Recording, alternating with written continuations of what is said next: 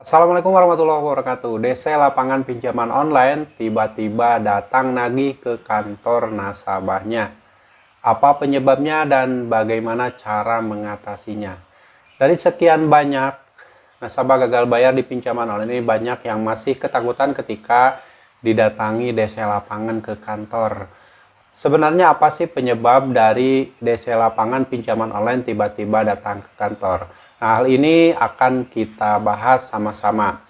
Mungkin saja ketika Anda mengajukan pinjaman uang di pinjaman online itu kan ada data-data yang Anda masukkan. Nah, di situ mungkin Anda ada yang diminta untuk mendaftarkan atau memasukkan alamat kantor Anda. Nah, buat teman-teman yang mengisi alamat dengan benar sesuai dengan alamat kantor yang saat ini, itu kemungkinan suatu saat nanti ketika Anda mengalami telat bayar dan gagal bayar di pinjaman online, tempat kerja Anda akan didatangi oleh DC lapangan. Kalau perusahaan pinjaman online tersebut sudah memiliki DC lapangan. Dan penyebab kedua mungkin saja karena suka ada orang ataupun intel yang menyelidiki keberadaan Anda. Jika hal ini terjadi pada Anda, sebenarnya Anda tidak perlu takut yang berlebihan, karena yang namanya DC lapangan itu tugasnya memang menagih. Mereka itu diperintahkan oleh perusahaannya untuk mengingatkan pada Anda tentang tagihan yang belum dibayarkan. Nah, untuk mengatasi agar Anda tidak panik yang berlebihan, pertama Anda harus mengendalikan dulu rasa takut yang ada di hati dan pikiran Anda. Lalu sebelumnya, kalau memang Anda takut didatangi DC lapangan ke kantor Anda harus jujur dan terus terang pada teman-teman Anda yang ada di kantor, orang-orang yang terdekat Anda, orang-orang yang satu kantor, yang satu ruangan dengan Anda, agar ketika ada DC lapangan datang ke kantor tersebut, Anda tidak terlalu kaget dan tidak terlalu panik, karena orang-orang sekitar Anda itu sudah mengetahui bahwa Anda mempunyai utang di pinjaman online. Sebaiknya kalau tiba-tiba DC lapangan datang ke kantor Anda terus terang saja.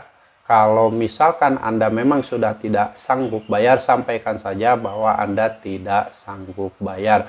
Lalu Anda juga bisa memberitahukan teman-teman Anda dan bilang ke mereka bahwa Anda itu sudah tidak ngantor di situ, sudah tidak kerja di situ. Itu bisa saja dilakukan jika Anda memang tidak ingin menemui DC lapangan pinjaman online tersebut. Nah, itu adalah beberapa cara agar Anda tidak kaget, teman-teman Anda juga tidak kaget, tidak panik ketika tiba-tiba DC lapangan dari pinjaman online datang mengunjungi kantor Anda. Seorang DC lapangan dari pinjaman online itu hanya boleh menagih ke alamat sesuai dengan KTP, tapi terkadang banyak juga kejadian ada DC lapangan tiba-tiba nagih ke kantor. Nah, kalau untuk penagihan-penagihan dari DC pinjaman online yang melalui telepon, itu biasanya sering langsung menelepon ke kantor. Semua pinjaman online baik legal atau ilegal, kalau kita mencantumkan nomor telepon perusahaan yang asli, mungkin saja itu DC lapangan tersebut akan nelpon ke kantor Anda. Dan sebaiknya seperti yang sudah saya bilang tadi, Anda harus kondisikan dulu teman-teman Anda di kantor, sampaikan pada mereka bahwa Anda mempunyai ikatan utang di pinjaman online dan tidak bisa membayarkan lagi karena kondisi perekonomian Anda sudah tidak mampu untuk melakukan pembayaran di pinjaman online tersebut. Nah, itu salah satu caranya ya, agar Anda tidak terlalu merasakan panik, dan mungkin teman-teman Anda juga tidak akan kaget ketika ada DC lapangan yang datang ke kantor Anda. Nah, semoga sharing ini bermanfaat, dan kalian yang saat ini sudah terlanjur gagal bayar atau telat bayar di pinjaman online, sebaiknya kalian tetap tenang saja.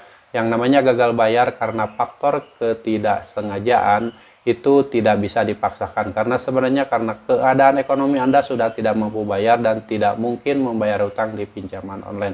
Yang terpenting kalian tetap semangat, tetap fokus mencari uang, mencari rezeki untuk membangun hidup Anda dan membangun masa depan Anda.